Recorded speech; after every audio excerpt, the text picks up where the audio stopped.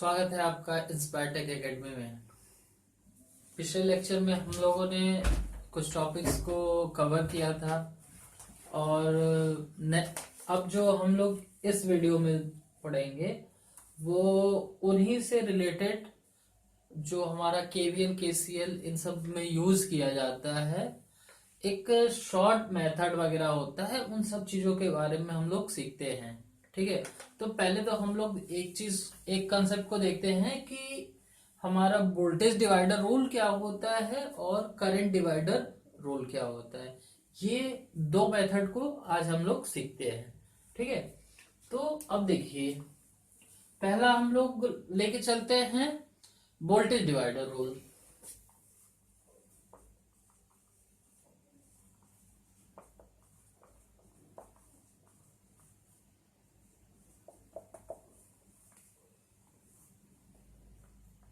Voltage divider rule, देखिए voltage divider rule का जो कॉन्सेप्ट है वो हमारा सीरीज सर्किट से निकल के आया। क्यों? क्योंकि हम लोगों ने सीरीज सर्किट में पढ़ा था कि जैसे देखिए ये हमारा कोई भी सीरीज सर्किट है और इसमें हम सप्लाई वोल्टेज देते हैं, तो जो सप्लाई वोल्टेज होता है वो इन दोनों, जो हमारा ड्रॉप होता है इन दोनों रजिस्टर में, वो हमारे सप्लाई वोल्टेज के इक्वल होता है।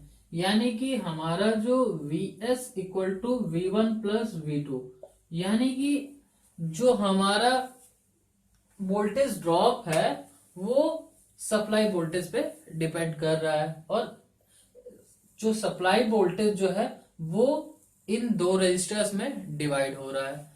तो देखिए सीरीज सर्किट में क्या होता था कि हमारा आई सेम होता था। यानी कि अगर आई सेम है, दोनों रजिस्टर में आई हमारा सेम होता था, तो सेम होने का मतलब कि इसको हम कांस्टेंट भी कह सकते हैं। मतलब कि इसमें जो हमारा वोल्टेज है वो करंट पे डिपेंडेंट नहीं है, करंट से यहाँ कोई लेना देना नहीं है। अब देखिए एक्चुअली अब क्या होगा कि जब करंट पे तो कोई डिपेंडेंट नहीं है, तो V1 की वैल्यू किस पे डिपेंड है? प्रोपोर्शनल टू R1, और V2 की वैल्यू प्रोपोर्शनल टू R2। यानी कि हम कह सकते हैं कि सीरीज सर्किट में अगर हम रेजिस्टेंस की वैल्यू बढ़ा रहे हैं तो हमारा ड्रॉप वोल्टेज जो है वो बढ़ रहा है। ठीक है, ये क्योंकि डायरेक्टली प्रोपोर्शनल हो रहा है। तो अगर हम बात करें यहाँ पे V1 वोल्टेज की, V1 इक्वल टू क्या हो जाएगा? V1 equal to I into R1, V2 equal to I into R2। अब देखिए इन दोनों में I तो हमारा सेम है, R और R2 की वेरिएशन की वजह से इनका ड्रॉप वोल्टेज जो है वो वेरी कर रहा है।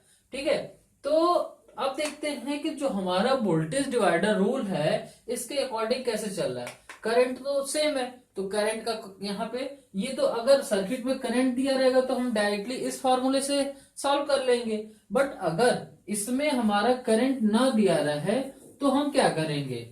अब देखिए करंट अगर नहीं दिया हो, सर्किट में केवल रेजिस्टेंस और सोर्स वोल्टेज दिया हो और बोले कि हमें वोल्टेज डिवाइडर रूल के थ्रू या कैसे भी V1 V2 की वैल्यू फाइंड आउट करना है, तो हम क्या करेंगे? वोल्टेज डिवाइडर रूल लगाएंगे। तो अकॉर्डिंग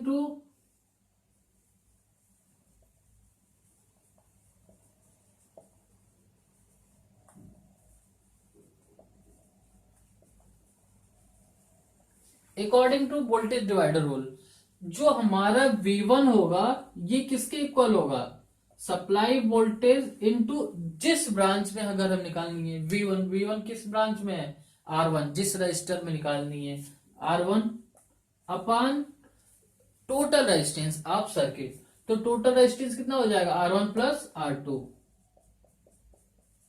मतलब कि अब देखिए यहाँ पे, अब यूनिट की अगर हम बात करें तो V की यूनिट वोल्ट होती है, रेजिस्टेंस की यूनिट ओम, यहाँ पे भी ओम हो जाएगा, तो ओम से ओम कैंसिल हो जाएगी, V1 की यूनिट वोल्ट हो जाएगी। अब इसी तरीके की अगर V2 निकालना हो तो total supply voltage multiply by जिस ब्रांच में निकालना है उस ब्रांच का रेजिस्टेंस, किस ब्रांच में निकालना है, R2, ठीक है। तो R2 upon R1 plus R total resistance. तो इस तरीके से हमारा वोल्टेज डिवाइडर रूल से V1 और V2 की वैल्यू को हम फाइंड आउट कर सकते हैं। अब देखिए ये जो हमारा वोल्टेज डिवाइडर रूल है, इसमें हम बस क्या किस चीज को हमें ध्यान देना है, बस हमको ये ध्यान देना है कि जो हमारा ड्रॉप वोल्टेज है वो किस वैल्यू पे डिपेंड कर रहा है। तो ड्रॉप वोल्टेज है वो हमारा केवल और केवल रेजिस्टेंस की वैल्यू पे डिपेंड कर रहा है। रेजिस्टेंस की वैल्यू जितनी अधिक होगी, ठीक है, हमारा ड्रॉप वोल्टेज उतना ही अधिक होगा। जिस रेजिस्टेंस की वैल्यू जितना ज्यादा होगी उसमें ड्रॉप वोल्टेज उतना ही ज्यादा होगा, ठीक है। तो इस तरीके से हम वोल्टेज डिवाइडर रूल के थ्रू हम किसी भी ब्रांच में उस ब्रांच के वोल्टेज को फाइंड आउट कर सकते हैं, ठीक है। तो अभी देखते हैं नेक्स्ट जो हमारा करंट डिवाइडर रूल है उसके बारे में। ये फॉर्मूला जो है या ये कॉन्सेप्ट हम लोग कॉम्प्लेक्स सर्किट हो या कैसा भी सर्किट हो उसमें इस्तेमाल कर सकते हैं, और ये हमें आगे चल के थ्योरम्स वगैरह में बहुत हेल्पफुल रहेगा, ठीक है। तो इस कॉन्सेप्ट को, ये छोटे छोटे कॉन्सेप्ट है जो सर्किट को सॉल्व करने में हमारी सहायता करती है। तो इन सब चीजों को आप लोग ध्यान से देखते हुए और समझते हुए चले, ताकि हमें आगे सर्किट को सॉल्व करने में आसानी रहे, ठीक। अब देखिए हम नेक्स्ट टॉपिक को देखते हैं।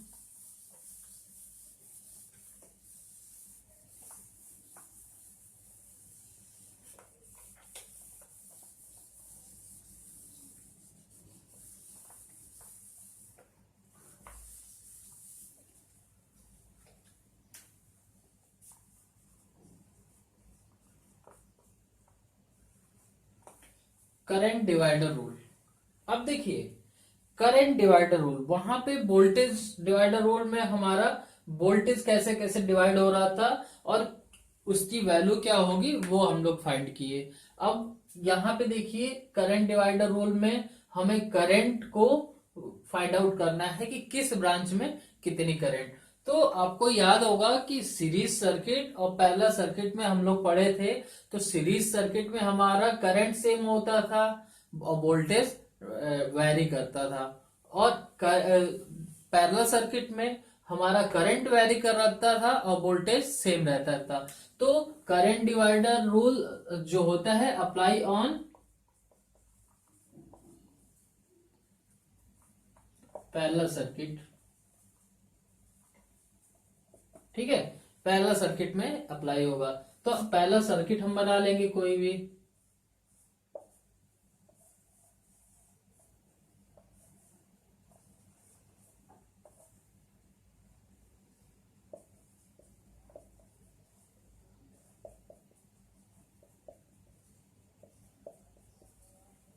अब देखिए ये हमारा पैरेलल सर्किट है।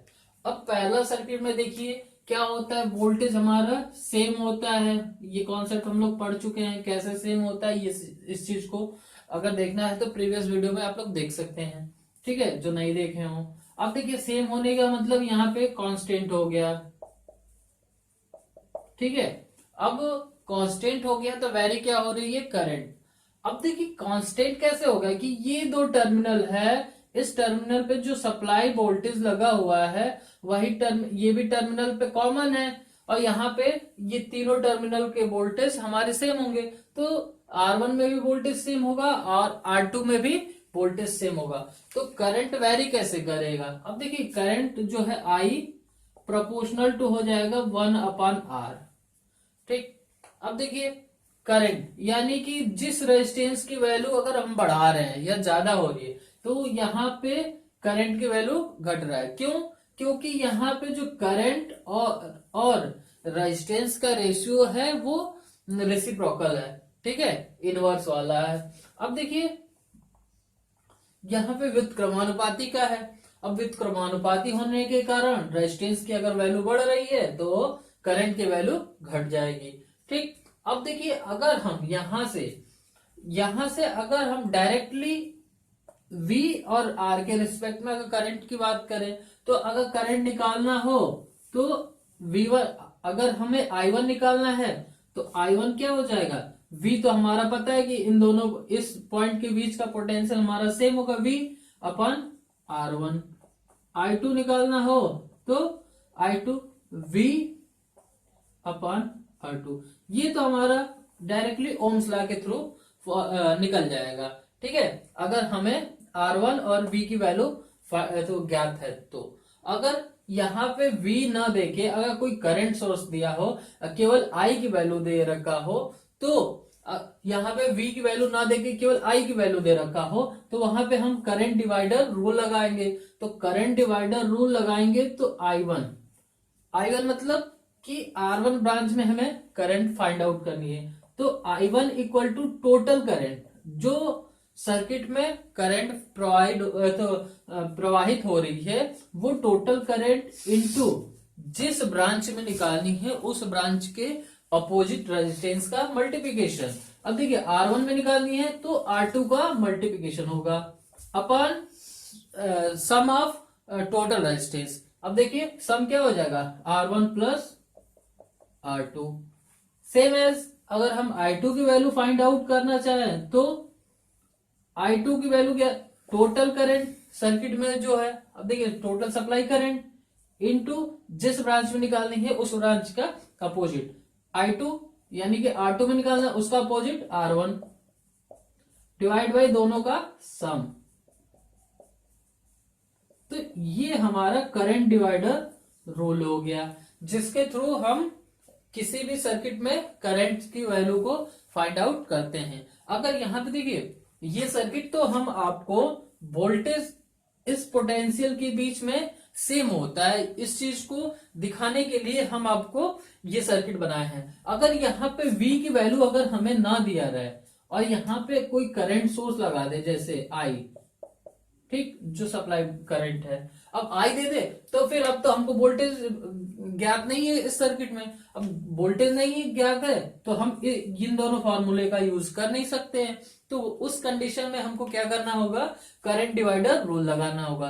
तो current divider rule I1 into total supply current into जिस ब्रांच में निकालना है उसके अपोजिट ब्रांच का रेजिस्टेंस अपन दोनों का सम। वैसे ही I2 I total current into जिस ब्रांच में निकालना है उसका अपोजिट R2 का निकालना है, इसलिए R1 अपन R1 प्लस R2। तो इस तरीके से हमारा ये करंट डिवाइडर रूल हो गया। तो current divider rule, voltage divider rule, इस तरीके से। अब देखिए करंट डिवाइडर रूल हम पैरेलल सर्किट में, वोल्टेज डिवाइडर रूल हम सीरीज सर्किट में। क्यों, क्योंकि यहाँ पे जो टोटल सप्लाई करंट है I equal to I1 plus I2 में डिवाइड होगा, यानी कि जिस रेजिस्टेंस की वैल्यू जितना ज्यादा होगी उस ब्रांच में उस करंट की वैल्यू उतनी ही कम होगी। ठीक है, तो इस तरीके से हम करंट डिवाइडर रूल्स समझे। अब देखिए हम एक एक एग्जांपल दोनों पे देख लेते हैं।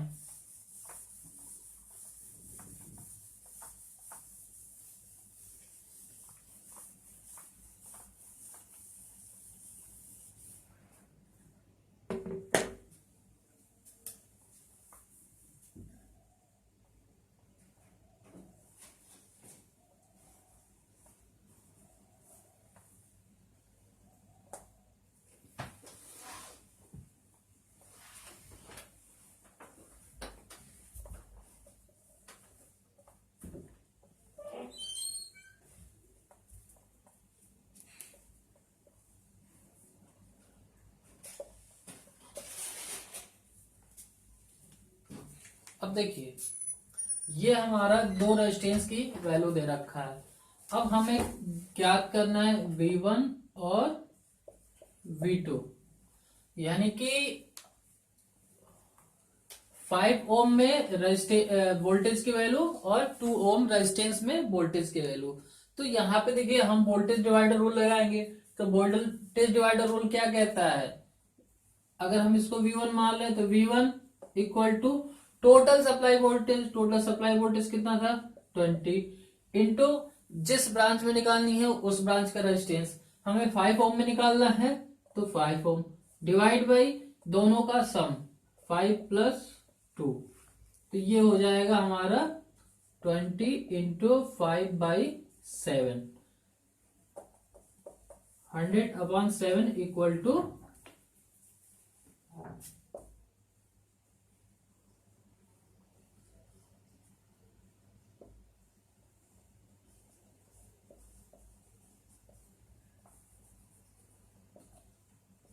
14.2 वोल्ट।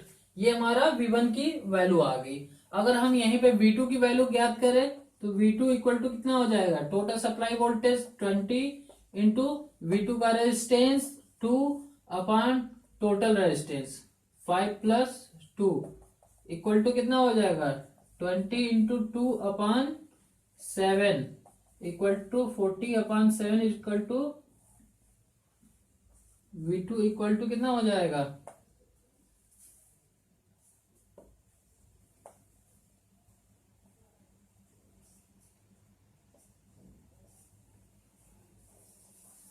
V2 का वैल्यू 5.71 वोल्ट आई।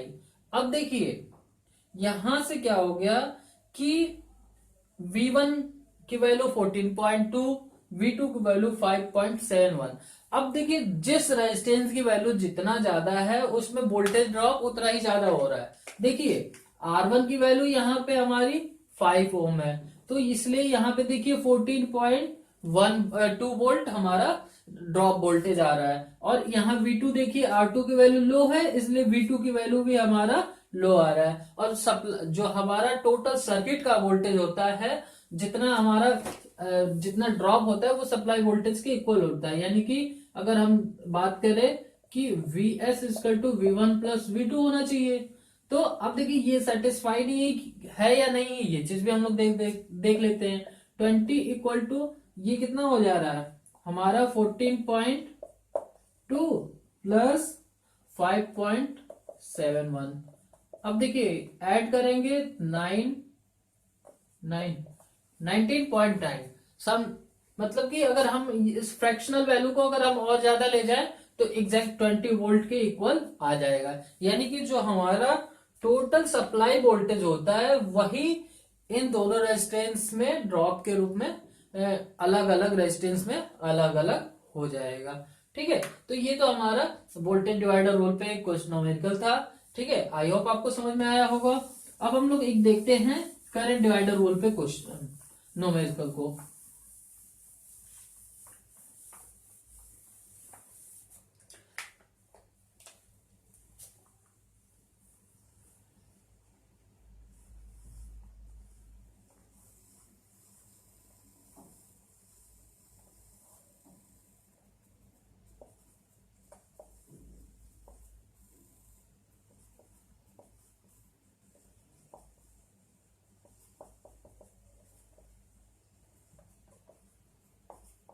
देखिए हमारा एक सीरीज सर्किट दे रखा है, इसमें करंट की वैल्यू जो है हमारा 10 एम्पियर दे रखा है, वोल्टेज हमारा नहीं दिया है। ठीक, तो इस सर्किट को हम इस तरीके से भी लिख सकते हैं, बना सकते हैं, ड्रॉ कर सकते हैं कि यहाँ पे एक करंट सोर्स लगा दें और यहाँ पे एक रेजिस्टेंस, यहाँ पे एक रेजिस्टेंस R1 R2।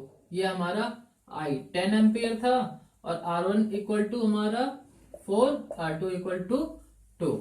तो ये सर्किट हमारा इस तरीके से भी रिप्लेस हो सकता है। ठीक, अब देखिए यहाँ पे एक्चुअली हमें V की वैल्यू नहीं दे रखा है, इसलिए हम यहाँ पे करंट डिवाइडर रूल ले आ रहे हैं और ये हमारा पैरेलल सर्किट है। ठीक, तो अब देखिए पैरेलल सर्किट है, तो अब हम करंट डिवाइडर में क्या कहते हैं कि जिस ब्रांच में करंट निकालनी है, ठीक है, उस ब्रांच में करंट निकालनी है तो टोटल सप्लाई करंट जितना हमारे सप्लाई करंट आ रहा है, तो कितना आ रहा है 4 आ रहा है, 10 आ रहा है। ठीक है, 10 सप्लाई करंट आ रहा है। अब देखिए कि जिस ब्रांच में निकालनी है उस ब्रांच का अपोजिट रेजिस्टेंस लेते हैं। अब देखिए हमारा इसमें 4 में निकालना है तो हम किसको लेंगे, 2 को लेंगे, डिवाइड बाई दोनों का सम 6, तो कितनी हो जाएगी वैल्यू 3.33 एम्पियर। ये हमारी I1 की वैल्यू आ गई। अगर हम I2 की बात करें तो I2 equal to total supply current, वही मेथड। ठीक है, टोटल सप्लाई करंट 10 इंटू जिस ब्रांच में निकालनी है उसकी अपोजिट, दो वाले ब्रांच में निकालनी है तो 4 ले लेंगे, 4/4 + 2। अब कितना हो जाएगा देखिए, 10 × 4/6, 2 3, 20/3 = 6.66। अब देखिए I1 की वैल्यू हमारा कितना आ गया, 3.33, I2 की वैल्यू कितनी आ गई, 6.66। अब देखिए जो टोटल सप्लाई करंट है इन दोनों का समेशन के इक्वल होना चाहिए। तो अगर हम इसको समेशन करेंगे तो 9.9। अब देखिए अप्रोक्सीमेट 10 एम्पियर के इक्वल आ रहा है जो हमारा सप्लाई करंट है। तो इस तरीके से देखेंगे कि यहाँ पे देखिए अगर हम R1 की बात करें और R2 की बात करें तो R1 हमारा ज्यादा था, इसीलिए करंट की वैल्यू हमारी कम आई। R2 हमारा लो था, इसलिए I2 की करंट की वैल्यू हमारी ज्यादा आई। मतलब कि अब यहाँ पे देखिए हमारा I anti proportional to 1/R, ये रिलेशन भी यहाँ पे सेटिस्फाई हो रहा है। ठीक है, तो इस तरीके से हम वोल्टेज डिवाइडर रूल और करंट डिवाइडर रूल्स, दो इंपॉर्टेंट रूल्स हैं। इस चीज को हमें ध्यान में रखते हुए आगे जितने भी सर्किट्स हैं इसको हम इस मेथड से क्विकली सॉल्व कर सकते हैं या इस्तेमाल करके एक दूसरे में ट्रांसफर भी कर सकते हैं।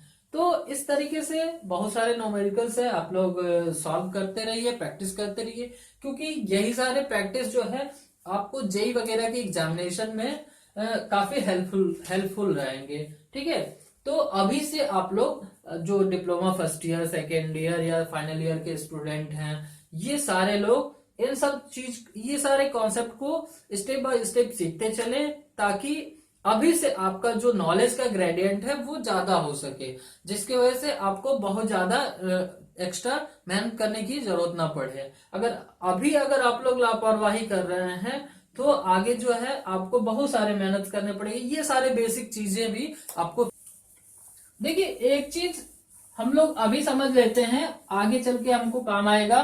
ठीक है, वोल्टेज सोर्स जो होता है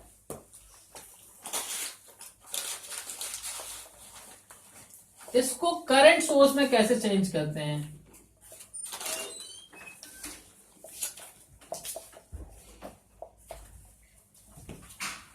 conversion of voltage source to current source and current source to voltage source. मान लीजिए कोई भी वोल्टेज सोर्स दे रखा है हमारा, जिसके सीरीज में कोई इंटरनल रेजिस्टेंस Ri लगा हो,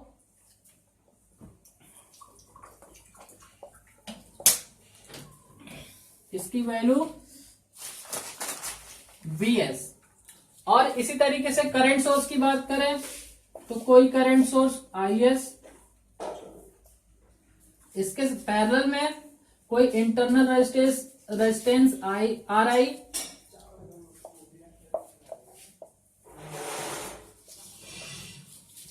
इस प्रकार करंट सोर्स और वोल्टेज सोर्स का डायग्राम है। अब इसको वोल्टेज सोर्स को करंट सोर्स में चेंज करना है और करंट सोर्स को वोल्टेज सोर्स में चेंज करना है। तो वोल्टेज सोर्स को करंट सोर्स में चेंज करने के लिए जो हमारा वोल्टेज है और रेजिस्टेंस है, इसका डिवाइडेशन हमारा करंट होता है, यानी कि VS/RI = IS। ठीक है, अब देखिए IS और हमारा जो ये रेजिस्टेंस है, इंटरनल रेजिस्टेंस, ये हमारा जो पैरेलल है वो जो सीरीज है वो पैरेलल में हो जाएगा। तो देखिए यानी कि हमारा यहां पे अगर हम बनाए फिगर,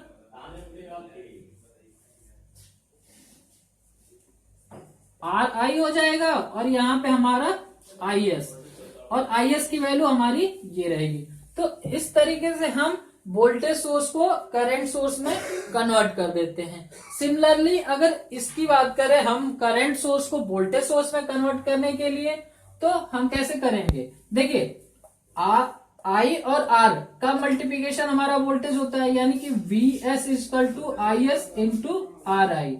अब देखिए हमारा करंट सोर्स की जगह वोल्टेज सोर्स हो जाएगा, और हमारा जो पैरेलल रेजिस्टेंस है वो हमारा सीरीज में आ जाएगा, बाकी हमारा RL लोड। तो इस तरीके से हम वोल्टेज सोर्स को करंट सोर्स में और करंट सोर्स को वोल्टेज सोर्स में कन्वर्ट कर सकते हैं। हमको बस एक चीज ध्यान देने की जरूरत है कि वोल्टेज सोर्स में जो सोर्स का इंटरनल रेजिस्टेंस होता है वो हमारा सोर्स के सीरीज में होता है।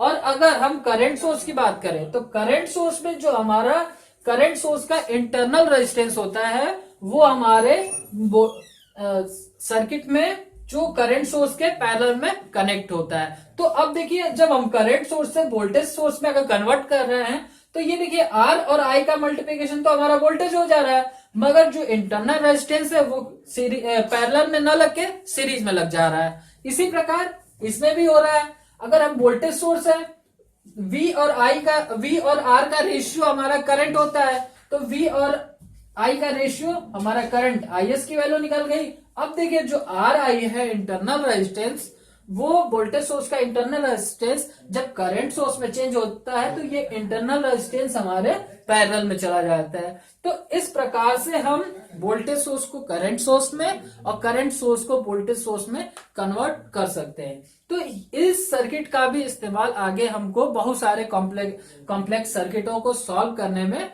इस्तेमाल किया जाता है। इसलिए हम अभी से ये सारे कॉन्सेप्ट आपको बताते हुए चल रहे हैं ताकि वो सब सॉल्व करने में आपको प्रॉब्लम ना हो। इसके बाद हम आपको एक एक्स मेथड बताएंगे जिस मेथड से आप किसी भी ब्रांच में किसी भी रेजिस्टेंस की वैल्यू या किसी भी वोल्टेज करंट या पावर की वैल्यू को हम फाइंड आउट कर सकते हैं उस मेथड के द्वारा। बस थोड़ा सा टेक्निक है, थोड़ा सा ध्यान देने वाली चीज है, ठीक है। तो अब देखिए अगर हम क्वेश्चन की बात करें, न्यूमेरिकल क्वेश्चन की, तो एक आध एग्जांपल लेके देख लेते हैं हम लोग। अगर हम वोल्टेज डिवाइडर रूल की बात करें उसके क्वेश्चंस की, तो देखिए मान लीजिए हमारा प्लस माइनस V वोल्ट है, V हमारा 10 वोल्ट दे रखा है और यहाँ पे रेजिस्टेंस 5 ओम 2 ओम इस तरीके से दे रखा है और कह रहा है कि 5 ओम में रेजिस्टेंस की वैल्यू फाइंड आउट करिए। अब देखिए तो हम डायरेक्टली वोल्टेज लॉ से वोल्टेज डिवाइडर रूल से कर सकते हैं। तो वोल्टेज डिवाइडर रूल से रूल लगाएंगे तो इसकी V1 मानेंगे, इसको V2 मानेंगे, तो V1 इक्वल टू कितना हो जाएगा, टोटल सप्लाई वोल्टेज 10 इंटू जिस ब्रांच में निकालना है उस ब्रांच का रेजिस्टेंस 5 डिवाइड बाई दोनों का sum total resistance 5 plus 2 equal to 50 by 7 equal to 7.14 volt. ये हमारी V1 की वैल्यू आ गई। अगर V2 की बात करें तो V2 इक्वल टू कितना हो जाएगा, total supply voltage multiply by जिस ब्रांच में निकालनी है 2 ओम में निकालनी है upon total resistance 5 plus 2 equal to अगर करेंगे 20 अपॉन 7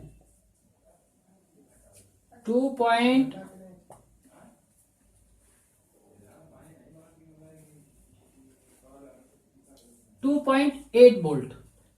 तो अब देखिए हम कॉन्सेप्ट क्या बताए थे कि सीरीज सर्किट में जो वोल्टेज होता है वो हमारा रेजिस्टेंस के प्रोपोर्शनल होता है। तो अब देखिए मतलब कि जिसका रेजिस्टेंस ज्यादा होगा उसमें वोल्टेज ड्रॉप ज्यादा होगा। अब देखिए यहाँ पे V1 R1 की वैल्यू ज्यादा थी इसलिए यहाँ पे वोल्टेज ड्रॉप ज्यादा हो रहा है, कितना हो रहा है 7.14। अब R2 की वैल्यू लो थी इसलिए यहाँ पे कम हो रहा है 2.8 वोल्ट, ठीक है। तो इस तरीके से हम कॉन्सेप्ट को न्यूमेरिकली भी समझ सकते हैं कि सीरीज सर्किट में हमारा वोल्टेज जो होता है वो रेजिस्टेंस के प्रोपोर्शनल होता है। अब हम एग्जांपल देखते हैं करंट सोर्स का, करंट डिवाइडर रूल का एक। अब देखिए मान लीजिए ये हमारा करंट है 15 मिली एम्पियर,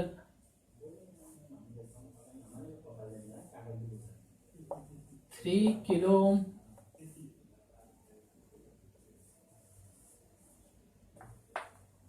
6 किलो। मान लीजिए ये दिया है, हमको क्वेश्चन कह रहा है 3 किलो ओम में करंट फाइंड आउट करना है, मतलब I equal to question I1 मान लीजिए, इसको I2 मान लीजिए, ठीक है। अब देखिए अगर हम करंट डिवाइडर रूल लगा रहे हैं यहाँ पे, तो I1 की वैल्यू कितनी हो जाएगी, करंट डिवाइडर रूल में टोटल करंट होती है 15, अब मिली एम्पियर है तो मिली एम्पियर रखेंगे, इनटू जिस ब्रांच में निकालनी है उसकी अपोजिट ब्रांच का resistance 6 kilo ohm divide by total resistance, तो टोटल रेजिस्टेंस 3 प्लस 6 किलो ओम।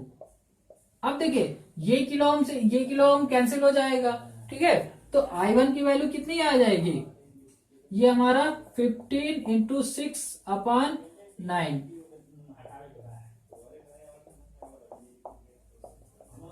10 मिली एम्पियर। I1 की वैल्यू कितनी आ गई, 10 मिली एम्पियर। अगर इसी तरीके से I2 की बात करें तो I2 की वैल्यू कितनी हो जाएगी, टोटल करंट 15 इंटू जिस ब्रांच में निकालनी है उसके अपोजिट ब्रांच का resistance 3 divide by total resistance 6 plus 3 equal to 15 into 3 divide by 9, 5। I2 equal to 5 milli ampere. इस तरीके से हम I1 और I2 की वैल्यू को फाइंड आउट किए।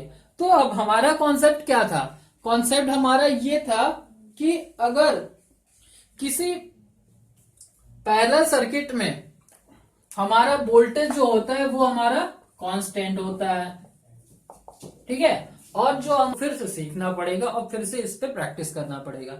तो आई होप कि हमारा वीडियो आपको अच्छा लग रहा होगा। तो अगर हमारा वीडियो अच्छा लग रहा है और कॉन्सेप्ट समझ में आ रहा है तो ज्यादा से ज्यादा हमारे चैनल को सब्सक्राइब करें, लाइक करें और शेयर करें, ताकि